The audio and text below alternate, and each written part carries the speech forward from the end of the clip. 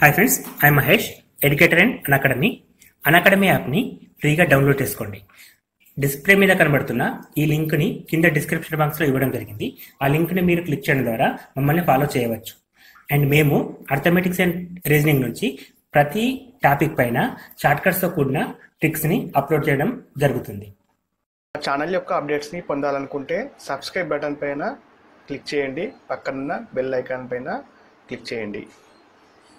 కారులో ఒక వ్యక్తి పి పట్టణం నుండి క్యూ పట్టణంకి ఉదయం 8 గంటలకు బయలుదేరాడు. గంటకు 90 కిలోమీటర్ల వేగంతో 3 గంటలు ప్రయాణించాడు. తర్వాత వేగాన్ని 80 కిలోమీటర్లు తగ్గించి ప్రయాణం చేశాడు. రెండు పట్టణాల మధ్య 510 కిలోమీటర్ల దూరం అయితే పట్టణం క్యూకి అతడు చేరే సమయం ఎంత? So friends, first of all P అనే పట్టణం నుండి క్యూ అనే పట్టణానికి ఒక వ్యక్తి కారులో ప్రయాణం చేశాడు. సో అతని పి క్యూల పట్టణాల మధ్య దూరం 510 కిలోమీటర్లు. సో ఈ సిచ్యువేషన్లో ఒక వ్యక్తి ఉదయం 8 గంటలకు తన ప్రయాణాన్ని స్టార్ట్ చేశాడు. గంటకి 90 కిలోమీటర్ల వేగంతో 3 గంటలు అంటే 9, 10, 11 9, 10, 11 సో 3 గంటలు ప్రయాణం చేశాడు. అంటే అప్పుడు సమయం ఎంత అవుతుంది? 3 గంటలు అంటే 9, 10, 11 గంటలు అవుతుంది. సో 11 గంటలకి గంటకు 90 కిలోమీటర్ల చొప్పున ప్రయాణం చేశాడు. అంటే మొత్తం 270 కిలోమీటర్లని ప్రయాణం చేశాడు. ఇప్పుడు 510 మొత్తం కిలోమీటర్లు, అందులో నుంచి 270 కిలోమీటర్లు అయిపోయినాయి. సో రిమైనింగ్ ఎంత ఉంటుంది? 240 ఉంటుంది. అంటే ఈ పార్ట్ మొత్తం ఎంత ఉంటుంది ఫ్రెండ్స్? 240 కిలోమీటర్స్ ఉంటుంది. సో ఇప్పుడు ఈ 240 కిలోమీటర్స్ని గంటకు 80 కిలోమీటర్ల వేగంతో ప్రయాణం చేశాడు. సో గంటకు 80 కిలోమీటర్లు అంటే బై 3 అంటే ఒక గంటకి 80 కిలోమీటర్ అంటే మొత్తం ఎంత? 3 గంటల టైం పడుతుంది. అంటే 80 మళ్ళీ 80. సో ఇప్పుడు మనకి ఎంత దూరం పడుతుంది? 3 గంటల టైం పడుతుంది. అంటే మళ్ళీ 11 నుంచి 3 గంటల లెక్క పెడితే 12, 1, 2. సో తను 2 గంటలకు PM మధ్యాహ్నం 2 గంటలకి తన గమ్యస్థలాన్ని చేరుకుంటాడు. సో ఇక్కడ మనకి టైం అండ్ డిస్టెన్స్ నుంచి ఫార్ములాస్ అవసరం లేదు, రిలేషన్షిప్ కూడా అవసరం లేదు. జస్ట్ క్వశ్చన్ని అనలైజ్ చేయగలిగితే సరిపోతుంది అంతే. క్వశ్చన్ని అనలైజ్ చేస్తే చాలు. నెక్స్ట్ క్వశ్చన్, ఏబీసీల సగటు బరువు 65 kgs.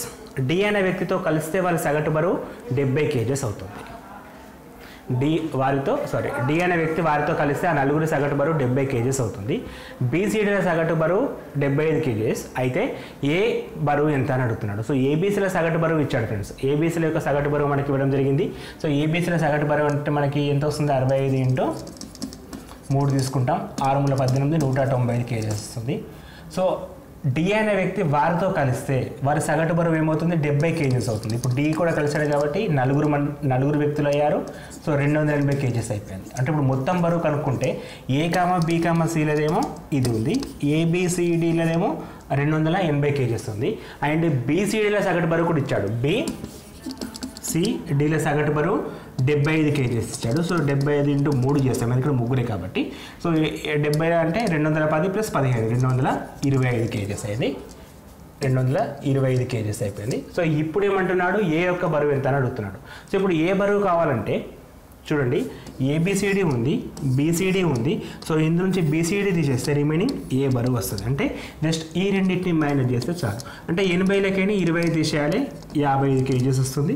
So 55 kgs. సో ఇక్కడ మనకి ఫస్ట్ పాయింట్ అనేది ఏ రకంగా కూడా ఉపయోగపడలేదు.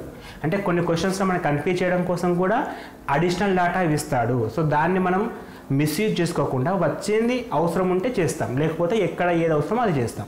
సో ఇక్కడ ఏబిసిడీల బరువు వచ్చింది కాబట్టి దాన్ని ఇచ్చేస్తున్నాను. నెక్స్ట్ వచ్చేసి బీసీడీ ఇచ్చాడు, దాన్ని ఇచ్చేస్తాను. సో మనకి ఏ అడిగాడు కాబట్టి ఏబిసిడి నుంచి బీసీడీ తీసేస్తే ఏ బరువు వస్తుంది? అది 55 kgs వచ్చింది.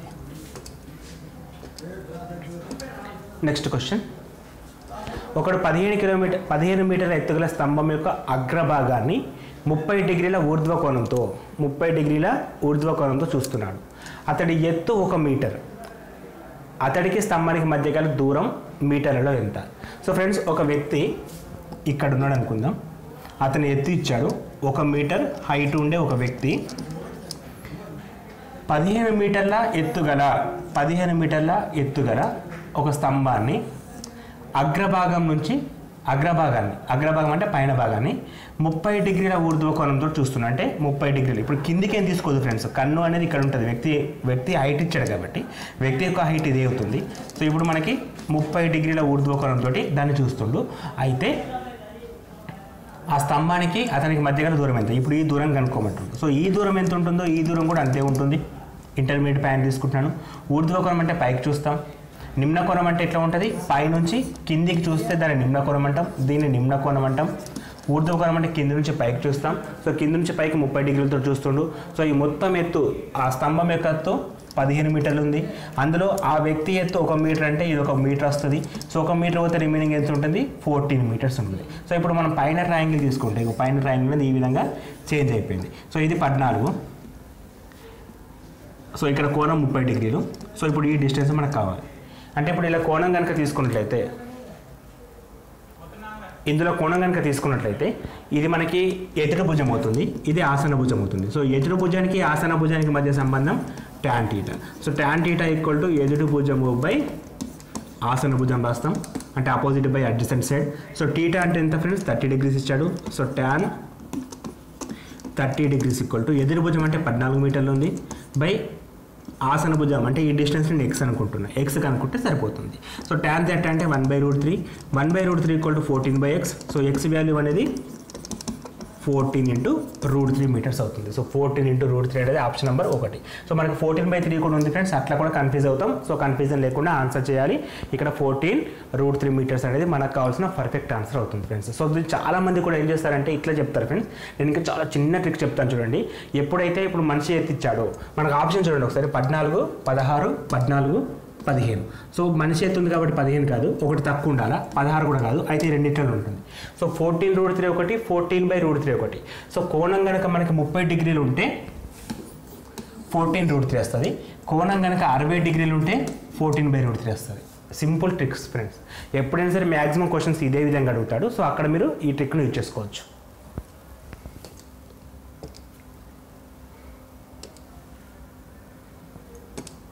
నెక్స్ట్ క్వశ్చన్ ఫ్రెండ్స్, ఈ క్రింది వాణిలో 0.333 × 0.25 × 0.499 × 0.125 × 24 లబ్ధాల యొక్క అంత్య విలువ అత్యంత సమీపపు ఉజ్జయిని విలువ ఎంత అని అడుగుతున్నాడు. సో ఫ్రెండ్స్ ఇక్కడ అత్యంత సమీపం అని అడిగాడు. సో అత్యంత సమీపం అంటే దీన్ని నియరెస్ట్ వాల్యూ 1/3 రాయొచ్చు. 1/3 ఈక్వల్ టు 0.333 అట్లా తీసుకుంటాం. 0.25 అంటే 1/4 రాస్తాం. 0.49 అంటే 0.5 విచ్ ఇస్ ఈక్వల్ టు 1/2 రాస్తాం. ఇంటూ 0.125 అంటే 125/100 తీసుకుంటాం, 1/8 రాస్తాం.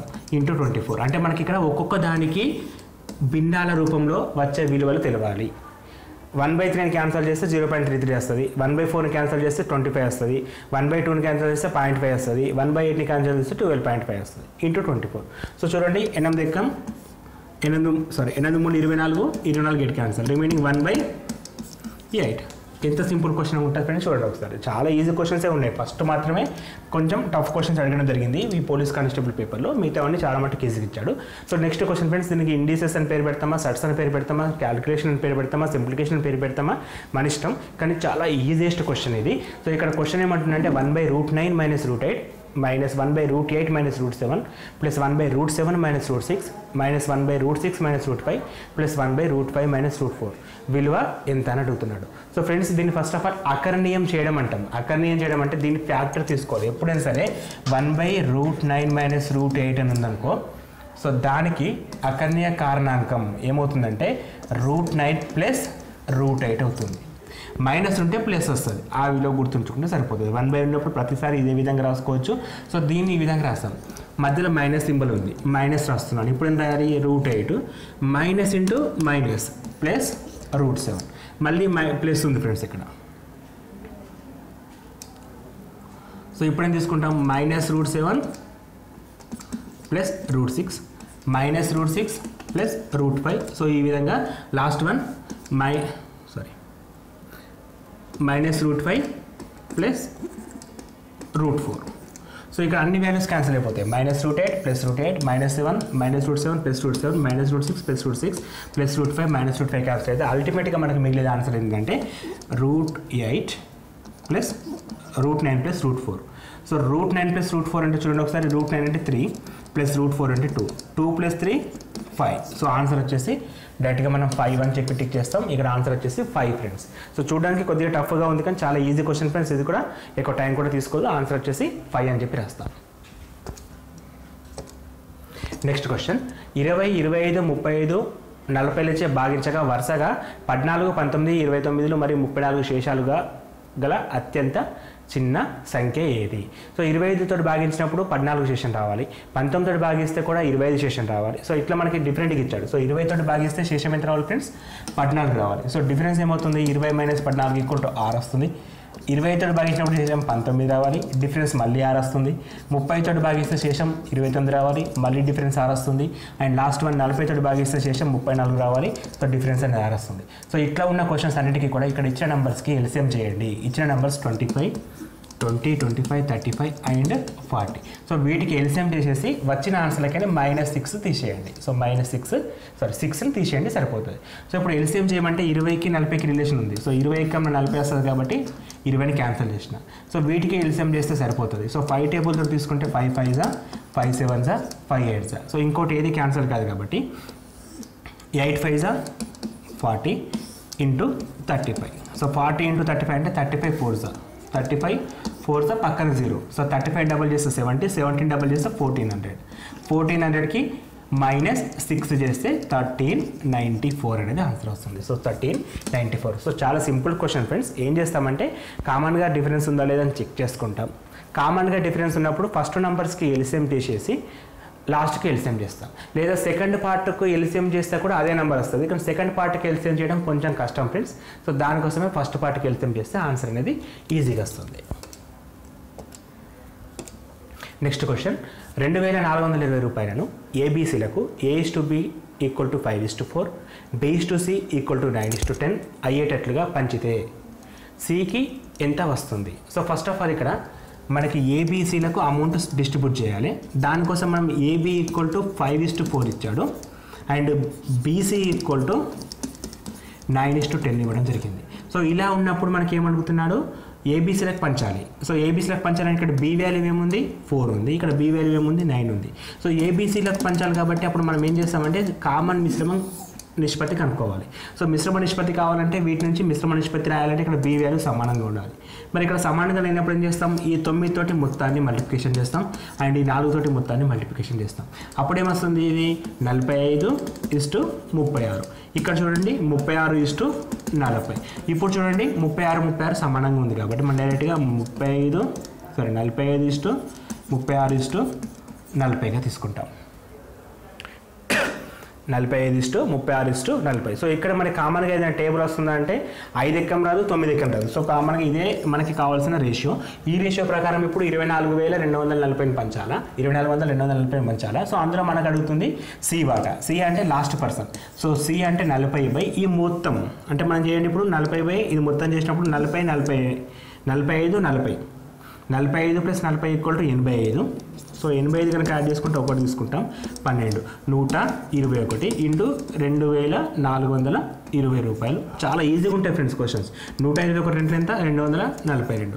సో 8 × 4 × 8 8, 4 × 8 పక్కన 2 zeros అంటే 800 రూపాయలు. నెక్స్ట్ క్వశ్చన్, ఒక పరీక్షకు హాజరైన 1100 మంది బాలురు 700 మంది బాలికలలో 42% మంది బాలులు 30% మంది బాలికలు ఉత్తీర్ణులయ్యారు. అప్పుడు మొత్తంలో తప్పిన విద్యార్థుల శాతం ఎంత అని అడుగుతున్నాడు. సో ఒక పరీక్షకు బాయ్స్ 1100 మంది హాజరయ్యారు, గర్ల్స్ 700 మంది హాజరయ్యారు. సో ఈ పరీక్షకు హాజరైన 1100 మంది బాయ్స్లో 42% పాస్ అయ్యారు, గర్ల్స్లో 30% పాస్ అయ్యారు. అయితే మొత్తంలో తప్పిన విద్యార్థులు అంటే ఫెయిల్ అయిన విద్యార్థులు ఎంత అని అడుగుతున్నాడు. సో మొత్తంలో ఫెయిల్ అయిన విద్యార్థులు కావాలంటే మొత్తం ఎంతమంది విద్యార్థులు ఉన్నారు? Girls plus boys 1100 + 700 1800 total strength. అందులో 42% పాస్ అయ్యారంటే దాని మీనింగ్ ఏంటి? 58% ఫెయిల్ అయింది, ఎందుకంటే మొత్తంలో ఫెయిల్ అయిన వాళ్ళ డేటా అడుగుతున్నాడు. సో ఇక్కడ 30% పాస్ అయ్యారంటే దాని మీనింగ్ ఏంది, 70% ఫెయిల్ అయిపోయారు. సో ఇక్కడ మనకి పర్సెంటేజ్ స్పీడ్గా చేయడం రావాలి. సో 1100లో 58% రావాలంటే 11 × 58 చేయండి. సో 8 5 + 3 5 + 8 3 1 ఉంటుంది 683. ఇక్కడ మనం ఏ విధంగా చేస్తున్నాం, 11 మల్టిప్లికేషన్ చేయాలంటే లాస్ట్ నెంబర్ అదే విధంగా రాస్తాం, ఈ రెండింటిని యాడ్ చేస్తాం, 13 వస్తుంది, 1% 3 ఇక్కడ తీసుకుంటాం, 5 + 1 6. అంటే మనం 13 మల్టిప్లికేషన్ చేసినప్పుడు ఈ ట్రిక్ మనకు ఉపయోగపడుతుంది. సో మనకి ఎంతమంది పాస్ అయ్యారు, ఇక్కడ 638 మంది పాస్ అయ్యారు. సో 70% అంటే 7 × 49 కాబట్టి 490% మంది పాస్ అయ్యారు. సో ఈ రెండింటిని యాడ్ చేస్తే 9 + 8 సారీ 0 + 8 8, 9 + 3 12, 1% ఉంటుంది, 6 అంటే 11. సో 1128 మంది పాస్ అయ్యారు. సో 1128 మంది అనేది 1800లో ఎంత శాతం కావాలంటే ఇప్పుడు మనకి 1128/1800 × 100 చేస్తే సరిపోతుంది. 0000 క్యాన్సల్, 18 ఎక్కం, 18 108, 4 మిగులుతుంది, 48, 18 36, 12 మిగులుతుంది, 12/18, 6 6 3 అంటే 62 2/3% ఫెయిల్ అయిపోయారు. సో 62 2/3% ఫెయిల్ కావడం జరిగింది. సో ఇది మొత్తం కూడా ఫెయిల్ అయిన వాళ్ళ డాటా. సో పాస్ అయిన వాళ్ళది ఇచ్చాడు, ఫెయిల్ అయిన వాళ్ళు అడుగుతున్నాడు. సో పర్సంటేజ్ ప్రకారం చేస్తే సరిపోతుంది. నెక్స్ట్ క్వశ్చన్, 10 మరియు 50ల మధ్య గల ప్రధానాంకాలలో వాటిలోని అంకెలను స్థానాలను మార్చినప్పటికీ ప్రధాన సంఖ్యలు ఎన్ని అని అడుగుతున్నాడు. సో ఫస్ట్ 10 నుంచి 50 వరకు గల ప్రధాన సంఖ్యలు అంకెలను తారుమారు చేస్తే కూడా ప్రధాన సంఖ్యలు కావాలి. సో ఫస్ట్ 10 నుంచి 50 వరకు ఉండే ప్రధాన సంఖ్యలు గమనించినట్లయితే సో మనం ఒకసారి రాద్దామండి. 10 నుంచి 50 వరకు ఉండే ప్రధాన సంఖ్యలు. సో 11 13 13 17 19 23 23 తర్వాత 24 కాదు 25 కాదు 26 27 29 31 33 కాదు 35 కాదు 37 40 39 కాదు 41 43 45 47 47. సో మనకి ఇవనేటివి మనకి ఎన్ని వస్తాయండి, 10 నుంచి 50 మధ్యలోనే ప్రధాన సంఖ్యలు. సో ప్రధాన సంఖ్యలు స్పీడ్గా రాయడం వల్ల ఇదొక బెనిఫిట్. సో వీటిని రివర్స్ రాస్తే, సో వీటిని ఇప్పుడు రివర్స్ రాసినప్పుడు 11 రాస్తే ఇది వస్తుంది, ఇది 31, ఇది 71, ఇక్కడ 91 32 92 13 73 14 34 74. సో వీటిలో కూడా ప్రధాన సంఖ్యలు చూద్దాం. సో మళ్ళీ 11 ప్రధాన సంఖ్యనే, 31 ప్రధాన సంఖ్యనే, 71 ప్రధాన సంఖ్యనే, 91 కాదు 32 కాదు 92 కాదు 13 ప్రధాన సంఖ్యనే, 73 ప్రధాన సంఖ్యనే, మిగిలినవి కాదు. అంటే మనకి మొత్తం 5 ప్రధాన సంఖ్యలు రావడం జరిగిందండి. సో ఇక్కడ ఆన్సర్ అనేది 5 అవుతుంది. సో ఫ్రెండ్స్ ఇక్కడ పోలీస్ కానిస్టేబుల్కి సంబంధించిన ఎగ్జామ్ పేపర్ మొత్తం కూడా ఎక్స్ప్లెయిన్ చేసాం. సో వీటిలో ఏమైనా డౌట్స్ ఉంటే ఇక్కడ కామెంట్ చేయండి. సో ఇప్పటి వరకు మా ఛానల్ ఎవరైతే సబ్స్క్రైబ్ చేసుకోలేదో please do subscribe. Thanks for watching. Thank you and all the best for your exams.